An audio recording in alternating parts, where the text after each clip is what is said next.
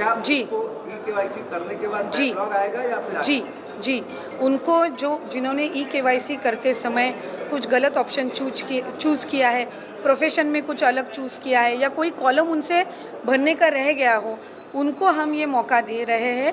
और उनको ये मौका देने के बाद वो जो एडिशन है वो ये 30 अप्रैल तक का जो हमने एक्सटेंशन दिया है, उसके बाद जो भी उसमें एडिशन आएंगे वो कंसिडर किए जाएंगे। एक सवाल और है। संजय राउत जो है उन्होंने ट्वीट किया है, जैन मुनि जो है महारानी तारा रानी जो है जैन थी, ऐसा उन्होंने स्टेट किया है। जैन मुनि जो है उन्होंने कहा है कि महारानी ताराबाई जो है तारा रानी वो जो है जैन थी, ऐसा संजय राउत जी ने ट्वीट किया है।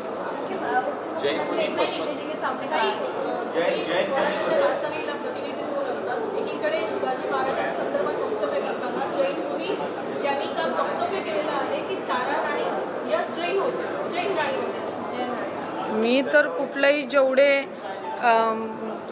म्हणजे महाराजांशी किंवा या साम्राज्य पुढे जे छत्रपती संभाजी महाराज असतील, छत्रपती शिवाजी महाराज असतील, त्यानंतर छत्रपती राजाराम असतील आणि त्याचबरोबर महाराणी ताराराणी असतील, यांच्या किंवा त्याच्यानंतर आलेले छत्रपती शाहू महाराज असतील, म्हणजे छत्रपती संभाजी महाराजांचे सुपुत्र ज्यांनी साताऱ्याच्या गादीवर जे विराजमान झाले आणि कोल्हापूरला महाराणी ताराराणींनी स्थापित केले, त्या सगळ्या ह्याच्यात मी त्या कुठल्या वेगळ्या समाजाच्या होत्या असं माझ्या तरी वाचण्यात आलेलं नाही आहे।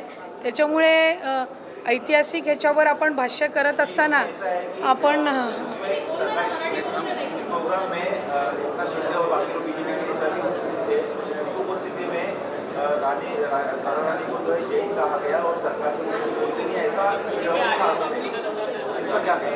नहीं, मुझे लगता है उस प्रोग्राम में मैं मौजूद नहीं थी, तो जिस प्रोग्राम में मैं मौजूद नहीं थी उसमें एग्जैक्टली क्या स्टेटमेंट आया मुझे पता नहीं, लेकिन जो भी मैंने आपसे अभी सुना, मेरे रीडिंग में कभी आया नहीं है कि वो कोई अलग समाज की थी या कुछ। तो कौन से रेफरेंस में उन्होंने ये स्टेटमेंट किया है ये मुझे पता नहीं। महिला आयोगाचं पद रिक्त आहे। हां,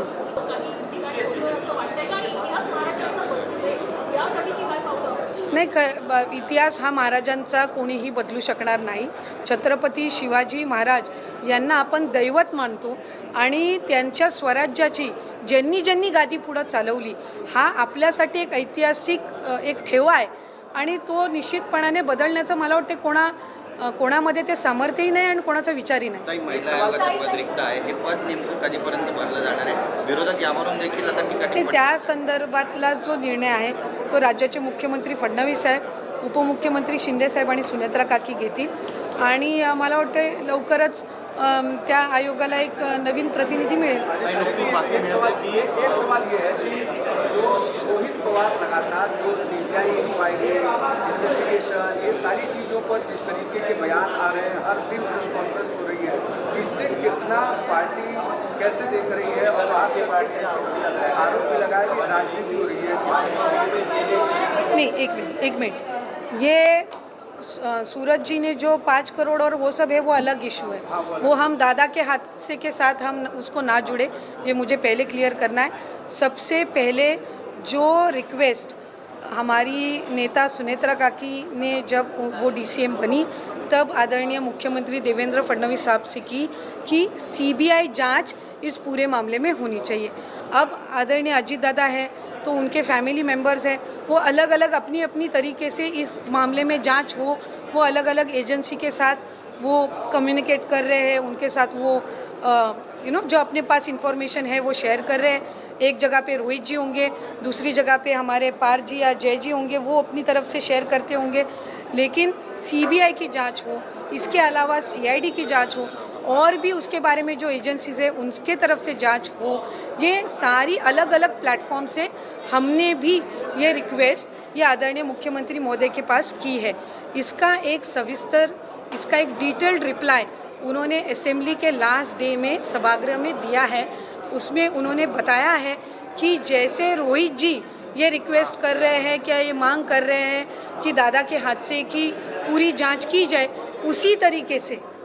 उसी तरीके से सुनेत्रा काकी के नेतृत्व में हम सारे जो राष्ट्रवादी कांग्रेस पक्ष के हैं, हमने भी तकरीबन 3-4 बार उनकी मुलाकात की, हमने भी कौन से फेज़ में, कौन से स्टेज में अभी वो इंक्वायरी चल रही है, वो हम भी उस बारे में पूरी उनके साथ हम कम्युनिकेशन में है।